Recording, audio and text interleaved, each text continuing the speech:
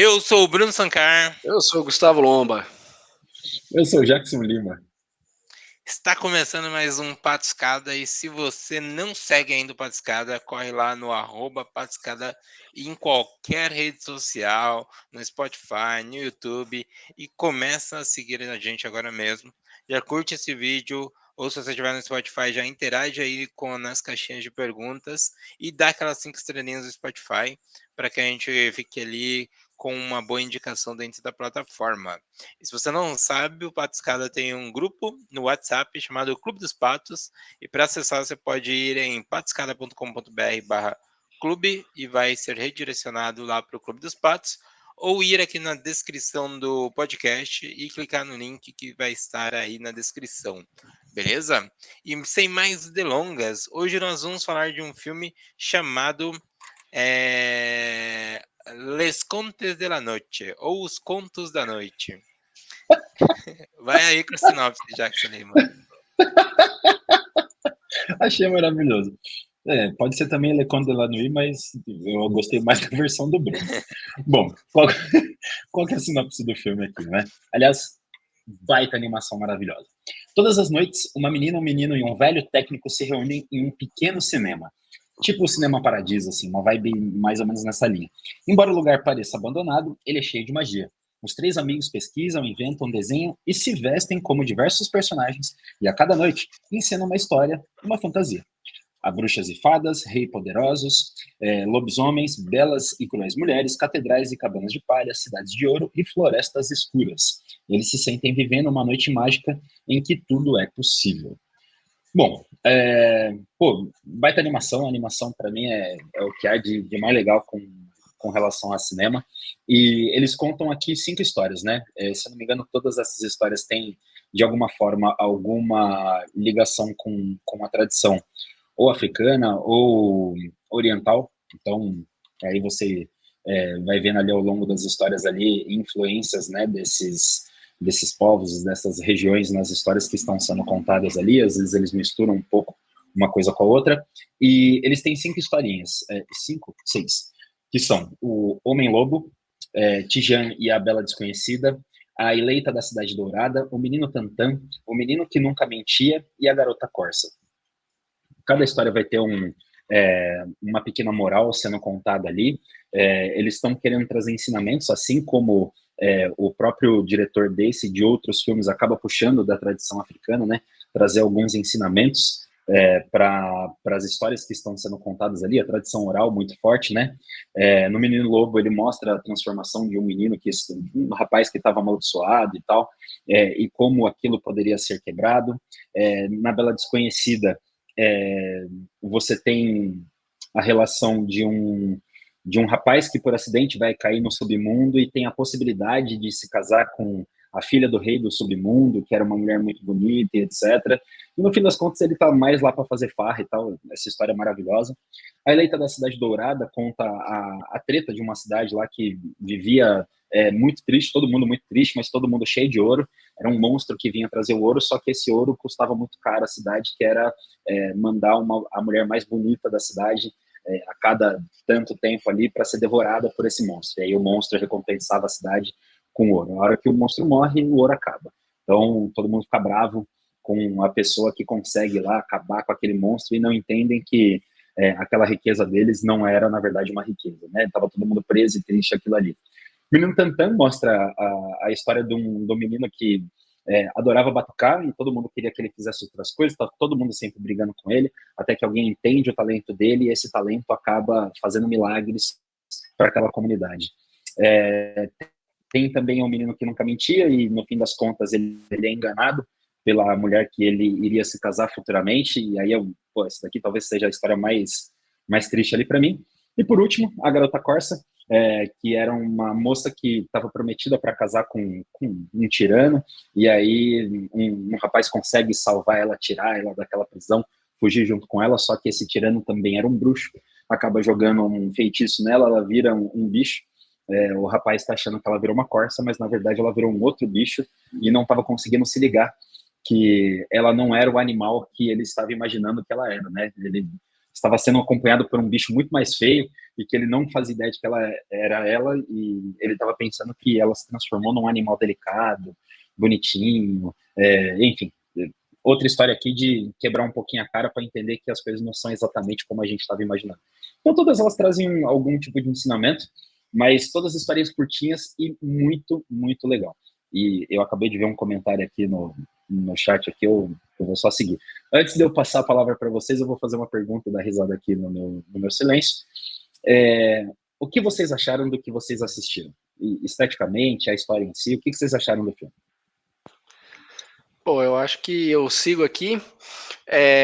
Olhando por cima, eu gosto muito de como o filme ele traz características que, apesar de recorrerem a outros tipos de contos, eles acabam tendo muita semelhança com o que a gente entende com os contos que se transformaram em contos infantis.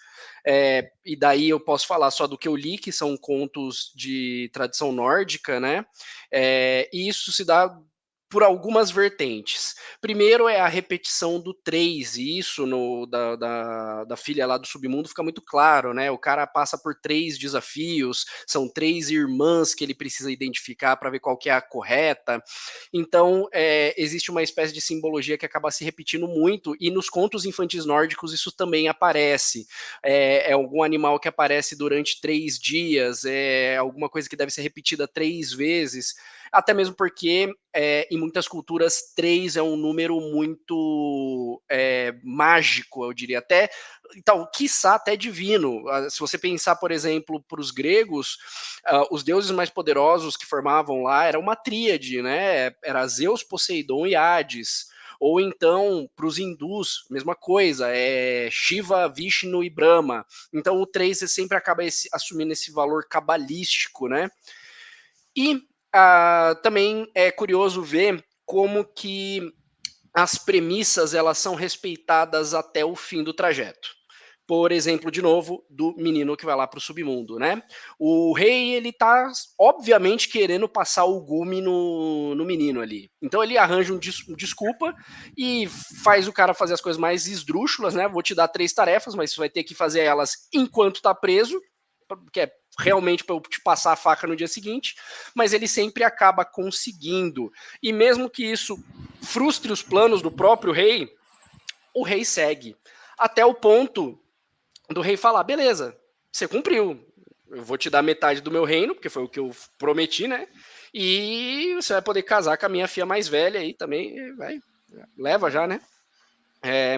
E isso é engraçado porque isso aparece também em alguns contos gregos, para mostrar, mais para reforçar essa ideia de universo cósmico, né, de que as coisas estão ordenadas. Você tem, por exemplo, o mito de Prometeu, né? Prometeu que havia entrado no Palácio de Atena, roubado ali o fogo da sabedoria, entregou lá para os humanos terem com que se defender. E aí, para sua sentença, Zeus o acorrenta a uma rocha e todo dia um pássaro vem e devora seu fígado, só que como ele não morre, o fígado regenera. Isso, quando você vai ver os 12 trabalhos de Hércules, Hércules se depara com essa situação, ele encontra Prometeu sendo devorado na rocha. E ele pergunta o que o pai dele, Zeus, tinha falado, qual que era o problema, né? E o Prometeu fala: olha, Zeus me condenou a ficar acorrentado a uma rocha. Aí ele: beleza, então. Prende uma rocha no pulso do cara e liberta ele. Percebe? É uma malandragem que, tipo, respeita o cosmos, respeita a ordem, respeita a sentença de Zeus, mas ainda assim livra Prometeu. Isso acontece aqui também, porque o rei queria um jeito de passar o gume no menino, mas não consegue. Então acaba tendo essa subversão bastante interessante. É lógico que também a gente que é do Ocidente, a gente acaba achando que tudo começou com os gregos, né? Sendo que os próprios gregos devem ter surrupiado suas linhas de pensamento de muitos outros lugares que estavam ali nos arredores. Então, claro que muita coisa vai casar olhando para esses contos que não são contos europeus, são baseados em contos de outros lugares, tibetanos, né, africanos, enfim. Então eu acho que é bem interessante, eu gosto desse ar fabulesco que tem esse lance do tipo, é muito simples, até no do conto do Loup Garou, Ó, gastei agora, hein? Que a princesa pega a joia que ia devolver a forma humana pro cara e esconde e fala: ih, mataram o rapaz, foi o lobo que matou o rapaz, vamos atrás dele, né? É um artifício muito simples que eu acho sensacional, então me ganhou muito. E um detalhe especial, especialmente pro conto da Cidade de Ouro, o couro. Eu acho aquele couro lindo demais. Mas esses são os meus pensamentos, eu quero ouvir agora o senhor Sankar. Bom, o que eu acho que chama mais atenção no filme, que foi já mencionado, inclusive pelo Jackson, é relacionado à parte da animação, né? A gente tem aqui uma animação que ela pode parecer muito simples, e aí isso vai trazer até aquela, nossa, que fácil executar isso. Mas nessa simplicidade ela se encontra com seus maiores êxitos, né? A gente vai ter aqui, por exemplo, é, umas expressões mais exageradas, movimentos mais exagerados, para que isso possa ficar bem claro em toda a história que está sendo contada. E isso puxa muito do teatro de sombras da China, né? E também das gravuras medievais, que tinham bastante dessas formas de se expressar ali, baseado nas sombras, né? Então a gente vai ver muito esse teatro de sombras ali na cultura chinesa, e aqui que foi a inspiração para a base. E aí você consegue aqui trazer a cor, trazer outras aplicações mais modernas, mais contemporâneas, dentro desse teatro de sombras que você está fazendo. Então, dentro dessa simplicidade, que parece que é muito sofisticada, né? Ela acaba se tornando uma coisa bem elegante. E também a gente vai conseguir pensar em como que fica mais universal de contar essas histórias, né? Ela remete muito aos nossos antepassados, desde você fazer uma sombra na parede para poder contar uma historinha ali para uma criança, a coisas até mais antepassadas ainda, onde a gente usava formas mais simples de conseguir se expressar ali, de contar essas histórias. Então, dentro de toda essa simplicidade, a gente vê uma técnica muito boa de sendo empregada ali, né? Então, é um grande desafio de como que tudo foi feito, né? Esse estilo de animação, ele é um trabalho do artista Henry Matisse, espero que eu esteja pronunciando o nome dele correto, né? E foi dirigido ali pelo Dr. Michael Ocelotti. Também espero estar pronunciando o nome. Então é bem bacana de ver essas técnicas sendo empregadas ali e a forma que foi dirigida para contar essas histórias diferentes. Acho que isso mostra um pouquinho mais das diferentes formas de animação. A gente fala de Aranha Verso, por exemplo, né, onde a gente destaca ali as técnicas de animação que envolvem diversas formas de 3D, às vezes técnicas 2D e outras técnicas distintas misturadas, mas aqui a gente tem uma técnica bem mais simples para contar histórias cativantes, histórias que prendem. Eu acho que também até a forma que o roteiro busca ali de se basear em pequenas histórias e ficar mudando de histórias é até para não ser cansativo, né? Não esgotar toda aquela ideia numa única história longa que poderia ser mais exaustivo. E eu gostaria aqui de me recordar que, conforme eu fui falando, eu me lembrei de um outro filme alemão, que ele era de um filme alemão bem antigo, e ele tinha todas essas técnicas também de você usar as sombras e o teatro de sombras ali. Inclusive, quando o Jackson trouxe esse filme, eu imaginei inicialmente que seria ele. Eu não me recordo agora, mas se eu lembrar, eu trago ele aqui em algum outro momento, mas também utiliza dessa técnica. Então, assim, não é só esse filme.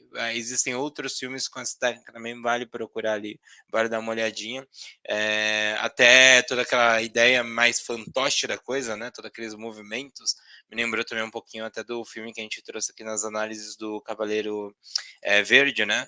Que a gente trouxe algumas semanas atrás, que tem um momento ali de teatro com fantoches mesmo, outra pegada, mas me remeteu muito àquela história por conta de ser uma forma medieval de contar a história, né? Então eu peguei esse elemento medieval e fiz essa conexão com outra obra que a gente assistiu aqui há pouco tempo atrás. Mas essas eram as considerações que eu queria trazer aqui para vocês, meus caros. Sensacional, sensacional. Eu acho que realmente até a animação, né? E é legal essa questão do teatro de sombras, até porque a expressão dos personagens ela acaba resguardada muito ao movimento do corpo, né? E aos olhos. Então, se eles estão com medo, o olho arregala, ou se eles estão mais irritados, o olho diminui, né? E aí você acaba decifrando a psique, né? Decifrando a emoção dos personagens a partir desses elementos mais abrangentes. E Sim. também tem a questão da repetição, né? Eu lembro muito, acho que para mim o conto que eu mais gostei foi o do menino que passa pela abelha, passa pelo todo lá pro Rei dos Mortos. Porque toda vez que ele ganhava de um desafio, o rei abria a boquinha, ele ficava, ó. E aí ficava repetindo. Ó. Ah, mas conseguiu, não sei o que lá, ó.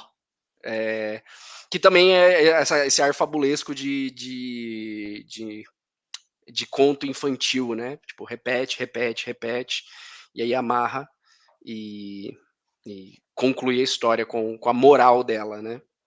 Sim, sim, perfeitamente. Bom, este foi aí nosso episódio sobre o filme Contos da Noite. Se você quiser procurar, tem disponível aí nos meios não convencionais. Infelizmente não achamos em nenhum streaming. E basta procurar aí para poder assistir a este filme.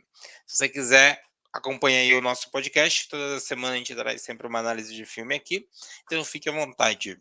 Eu sou o Bruno Sancar. Eu sou o Gustavo Lomba. E eu sou o Jackson Lima. E esse foi o Patscada. Tchau, tchau.